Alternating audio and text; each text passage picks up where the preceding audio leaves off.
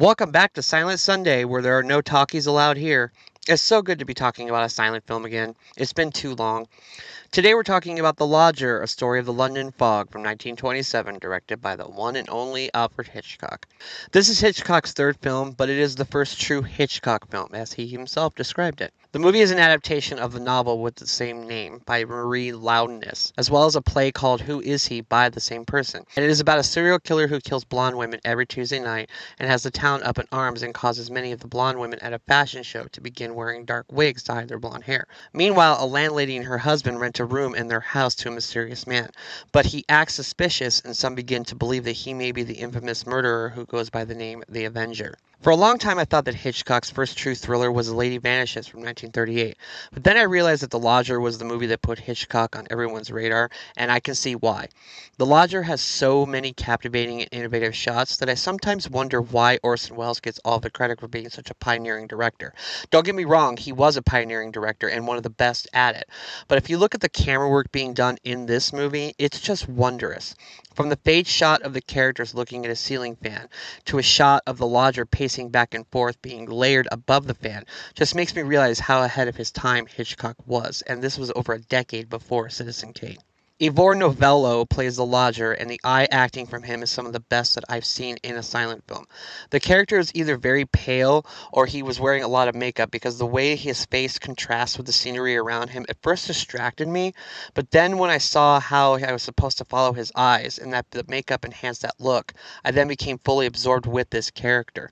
Also at the house with the older married couple is their daughter Daisy, played by June Tripp, a woman who begins to develop feelings for the lodger. However, she has a boyfriend named Joe, who is also a police detective. Joe seemingly cares about Daisy, but not in the ways that seem authentic to a healthy relationship. He seemingly always seems to be pushing her for attention and appears to be the kind of boyfriend who will tell Daisy what to do and expect her to jump at everything he says. This creates a rift for her when she realizes that the lodger approaches her with warmth, equality, and generosity, while still keeping his mysterious and alluring aura. But the question is the lodger the killer that everyone is looking for? Well, the first Tuesday night that he is living in these new quarters, he sneaks out of the home, but is noticed leaving the home by the matriarch. A woman then gets murdered, and the lodger sneaks back in home shortly thereafter. If you've ever seen Hitchcock, then you know how he would likely approach this story. One of the biggest issues I've had with Hitchcock's films is I think he's a weak storyteller when it comes to love stories. I think he rushes it fast, and oftentimes comes off as a surface-level love story with no stakes involved.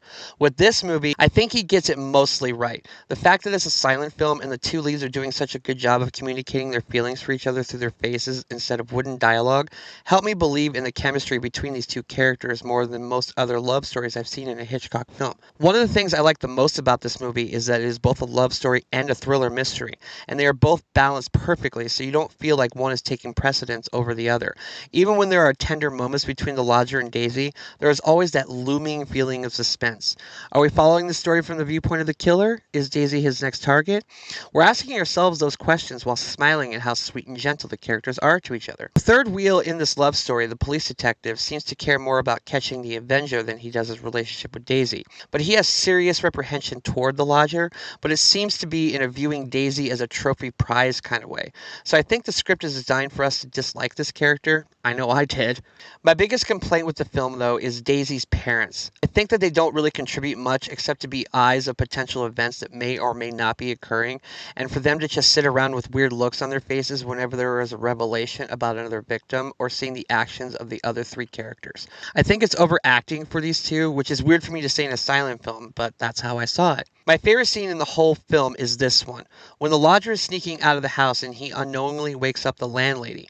While she is sneaking toward her bedroom door, he is slowly going down the stairs, and an overhead shot of all the flights of stairs is shown with just a single hand gliding along the railings of each set of stairs. This is the ultimate encapsulation of mystique and tension, something Hitchcock is the master of. I even like the scene where Daisy is taking a bath, and as she begins to undress, the steam from the bathtub obscures the view of the room, and you have to use your imagination instead of seeing a shot of nudity.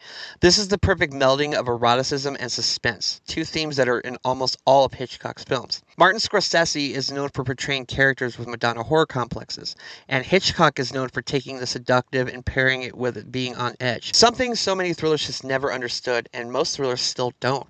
I worry that so many people associate silent films with only horror films and comedies, and while many of the best are from those two genres, there are plenty of silent films that are dramas, thrillers, love stories, and every other genre. This movie is about behavior and whether or not you believe love can blossom in the face of what may potentially be a violent situation. It's a very good movie that I think is one of Hitchcock's best works from his early career because it has the perfect blend of what he is best at.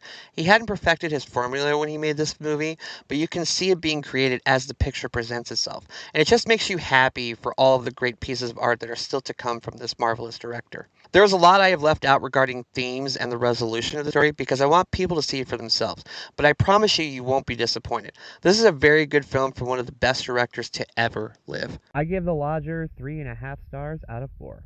The film is in public domain, so you can watch everywhere, but I recommend watching it on HBO Max if you have that ability. That version is probably the best quality version that is available right now, at least that I have seen. Okay, so The Lodger, what do you think of it? What is your favorite Hitchcock film? Please let me know in the comments. I have missed watching silent films so much, and am fully back on board with reviewing them every Sunday. So if you like this, please like and subscribe. Here's playlists of other silent films I reviewed, as well as other new movies that I review. Follow me on social media if you like, and I'll be back next Sunday for another edition of Silent Sunday. Until then, I am Ghost.